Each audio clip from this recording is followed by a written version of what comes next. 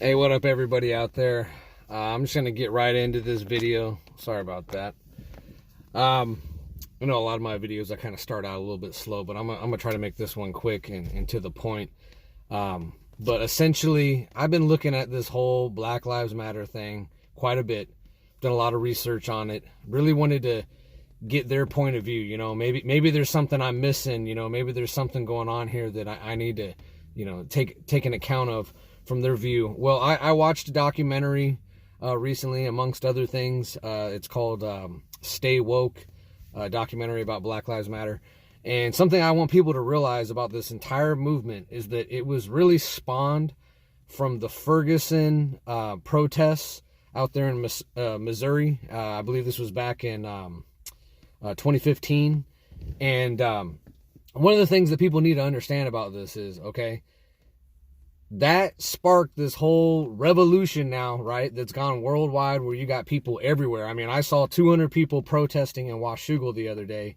Most of them were white, holding up signs and talking about Black Lives Matter and this and that. I seriously doubt that there is some kind of racial injustice going on in Washougal, of all places. But for some reason, they feel the need to have to protest out there. So this thing has went to places, to rural communities, to places that are just everywhere. So, so in the going back to the whole Ferguson thing, what I want people to understand, especially Christians out there, is that Black Lives Matter started as supposedly as an organic movement amongst certain people that were just fed up. There's three women that really founded the original Black Lives Matter movement, and they were fed up with police brutality and systemic racism and things that have to do with the black people in this country of America, and how they've been oppressed. And obviously we know a lot of the history. Most of us do, at least if you grew up in the public schools.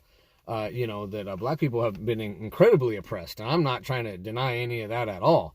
But one thing I want you to understand about this movement, though, of Black Lives Matter, is it started based off of the whole situation with Michael Brown and Darren Wilson.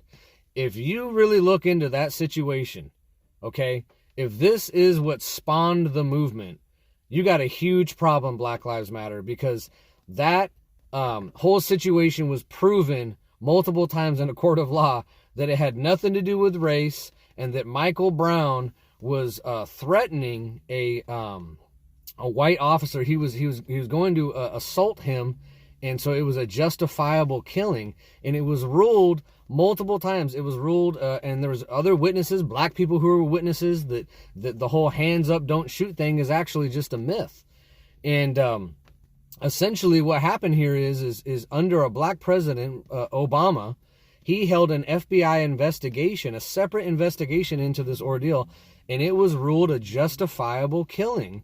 The police officer was trying to defend himself, against Michael Brown.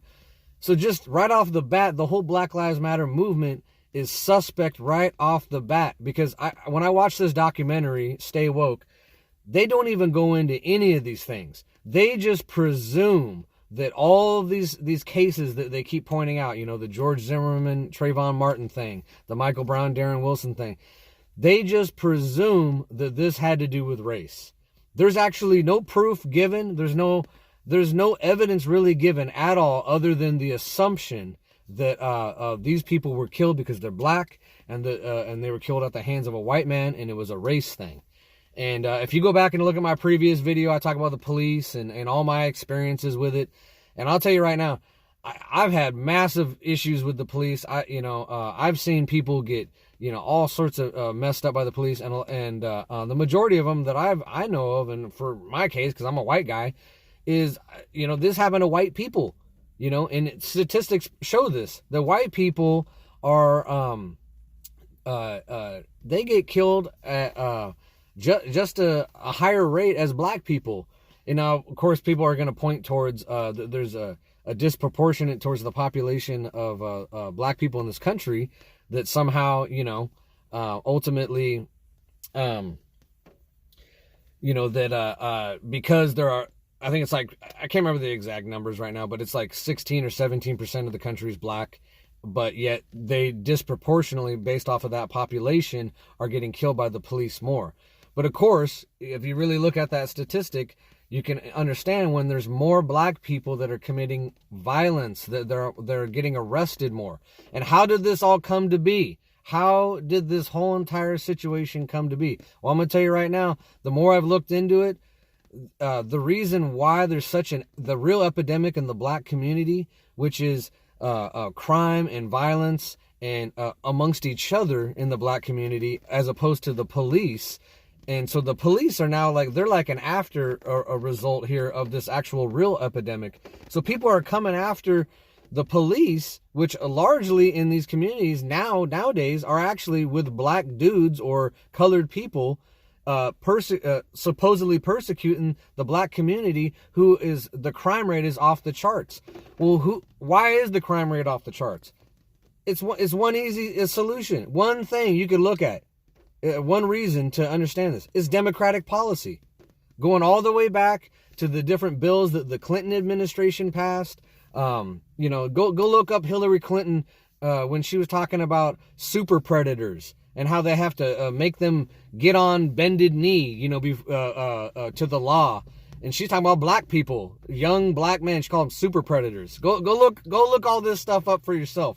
But all these Democrats, and now especially in recent times, black Democratic leaders are passing legislation that is actually hurting the black community. They are the actual real problem. The police are just enforcing the laws that the legislators are passing. It's like everyone seems to forget this. So defund the police and break up the police department is going to do nothing when all of your legislators that you have elected into office are passing laws that actually oppress your people. I want to point out something too in this. Right now, what's going on with with the defunding the police and this whole entire thing about Black Lives Matter movement. The one people group that are getting screwed the most are poor black people. And the more I've looked at it, that is definitely the group of people in this country that are getting, the bad end of the stick on this whole entire movement. Because what has happened in this 1 week since this whole worldwide movement has happened since George Floyd's death? You're talking murder rates have skyrocketed in Chicago, in LA, in all of these big cities. And it's all, think about how many people, I don't know all the numbers, but it is exponentially way more than what any police officers have done in killing black people. The black on black crime in these cities have skyrocketed because the police are preoccupied with the protesters. I'm going to tell you right now, if you're a Christian and you support Black Lives Matter, you need to stop. You need to understand what you're actually supporting. You are supporting an institution that was actually started based off of a myth, based off of a lie of police brutality or whatever, persecution of the black people in Missouri. And now it's perpetuated. The biggest oppressor of black people in this country is the legislation that's been passed, and they've been hoodwinked into believing that it's all about the white man or that the police officers are the big problem, when the biggest oppression is actually their own culture that has been fed to them. And so you need to come back and look at some of these other people. And I came to these conclusions a while back, just listening to other black men, educated black men in this subject, and there is a ton of them out there. I'll leave a bunch of links in this video so they can explain it better, but I'm just going off of just an outside observation on what I'm seeing going on in this country. And so I just want to leave you with a couple key points, especially if you're a Christian and you support Black Lives Matter. This movement was started by three women, and I believe at least one of them is well, they're all in support of the LGBTQ community, okay? And really what it is these are ideals that started in a feminist, kind of third wave feminism ideology. So Black Lives Matter is really tied into that whole entire movement, which is actually anti-Christian and it's anti-God. And because it's going against scriptural values that are in the Bible, that are clearly laid out. And so I want you to understand that when you endorse this, I understand why people want to, because we don't want to see people get killed. You know, we don't want to see black people get oppressed. If you're a real Christian, you know, I was baptized by a black man. You know, I got saved. I got led to the Lord by a black man. The first church I went to was largely full of black people. I was the minority there. So, you know, I care for black people. You know what I mean? I care for whoever, you know. So I'm not coming at this as from like, you know, some kind of like, you know, whitewashed, you know, person. I grew up around black people. You know, I've been around, you know, I didn't grow up in like, you know, some of these inner cities or whatever. I'm from Vancouver, Washington, which is, you know, is mostly largely white. But what I'm trying to get at is this, is if you're a Christian and you support Black Lives Matter, you got to realize you're also supporting an entire ideology that comes from third wave feminism. Go look all that stuff up for yourself. Go look into these things for yourself. Please stop just arguing about memes and stuff on Facebook, but actually look into real, you know, actual information and things that are actually can be verifiable and whatnot.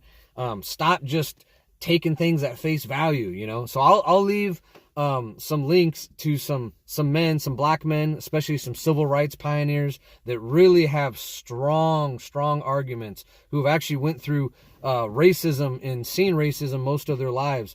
And they are coming at this from a completely different angle. One of them is Bob Woodson. He made a profound statement recently. He said the two greatest people group or problems in this country are two people groups.